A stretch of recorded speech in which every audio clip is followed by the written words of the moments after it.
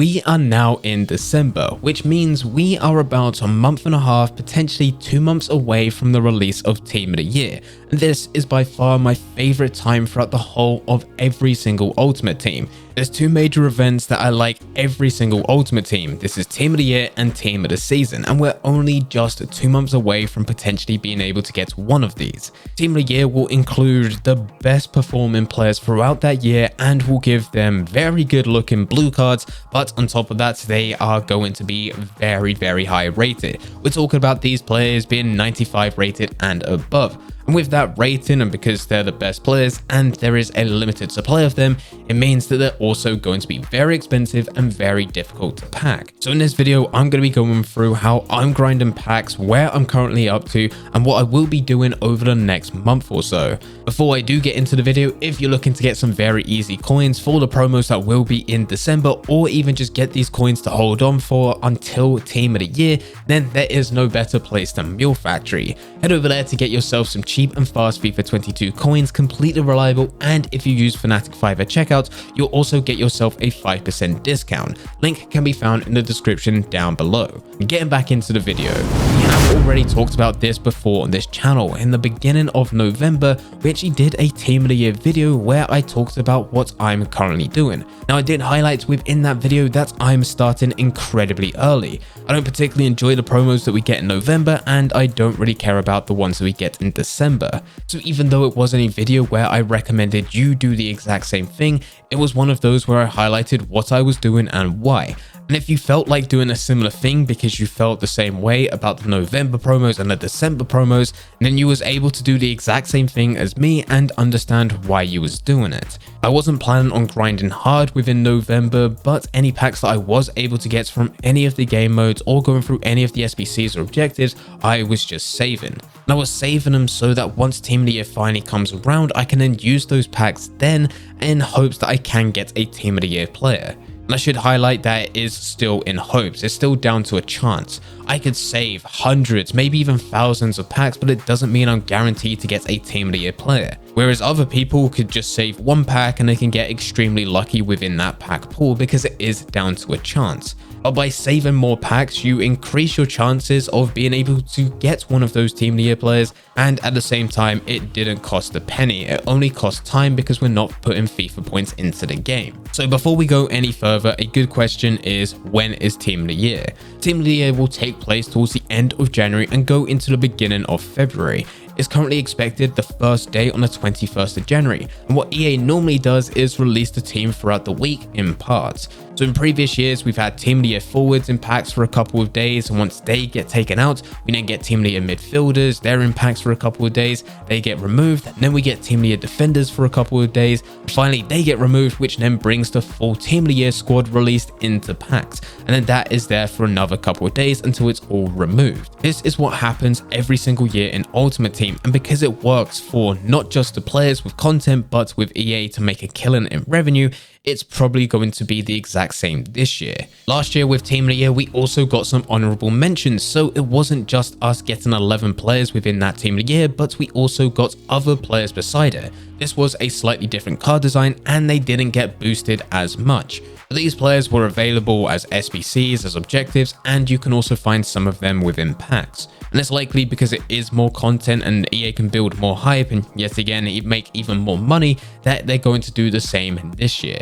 Now me personally, I have managed to save around 100 packs, which is decent. I know there's other people out there doing the exact same thing who have a hell of a lot more. But it's a good start considering we haven't started the full grind as of yet. It's just been me doing whatever game modes I actually want to go through, and if they did reward a pack, I saved it and didn't open it. In December, we're actually starting to ramp this up as we'll be hoping to get anywhere between 200 to 250. And then in January, we'll be looking to grind about 50 to 70 packs per week as we clear out the club just before Team of the Year. And hopefully out of everything that we managed to save, that should give us at least one Team of the Year player. Another thing worth mentioning is the different promos that will happen within December and also January, and also the reason why I'm not interested in them. The first one is the Freeze promo event, or whatever it's going to be called this year, because there was a time when it was called FUTmas. This promo features items awarded to a selection of players to celebrate the holiday season, and this is about it. Some of those cards can look very good as what we've had in previous years, but it's always the case, no win for me, that even though these players have very good cards and they could be very good within game, we still have Team of the Year a month after, which are going to be far superior cards. So whenever I did buy into these in the past, it never felt like a good idea. It always felt like I was going to be selling them just like so many other people, and I was going to be losing a lot of coins just before the promo that I was actually excited for. The next big promo is the Headliners promo, yet again if EA are going to do it this year. And the players that get included in this are those that have exceptional run of form during the season so far. In FIFA 19 and before, we did used to get a January one to watch. This was for the January transfer window. So very similar to the one to watch promo that we get at the beginning of FIFA Ultimate Team every single year, we then get a repeat of that where we get players that recently transferred within the January transfer window. But EA have not done this in FIFA 20, they didn't do it in FIFA 21, and it's likely it's not going to happen in FIFA 22, because the Headliners promo is very similar to this, except it looks at the best performing players so far, and it does just bring a bit more hype and it's slightly better content. I think by explaining what the two expected promos are going to be and what they're going to include, it just goes to show how Team of the Year completely outshines everything. And this is why I don't have the hype around FIFA during November, December and the beginning of January until Team of the Year is actually released. So if you're feeling very similar to me, the next big question is how to grind packs. But you should be looking at all the different game modes. We actually have done a video here on this channel of the most efficient way in which you can play FIFA. This is by going through division rivals, just playing and winning your 7 matches. Stop with that game mode because there is no point to carry on.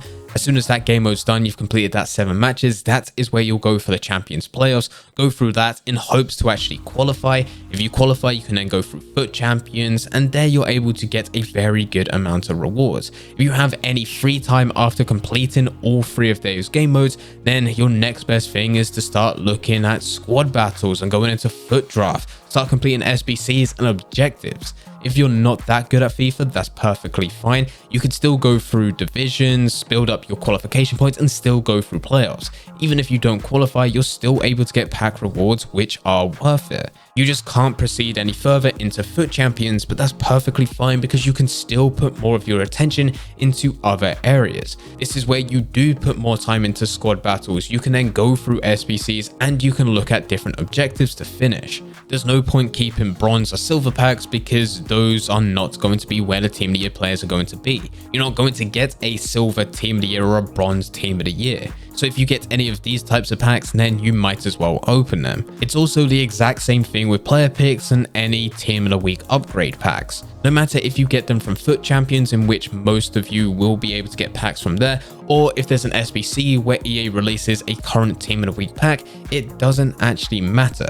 You could save them if you really want to, but you're not going to be able to get a Team of the Year from them. If EA are nice, and I actually can't remember if they've done this in previous years, I know they do this with Team of the Season, but I think it is only just because it's at the end of FIFA, but they can change the player picks to be specific types of players, whether it be Team of the Seasons or Team of the Years. But it's only through playing during that weekend league and not by actually saving all the player picks that you get in the weeks previous to that.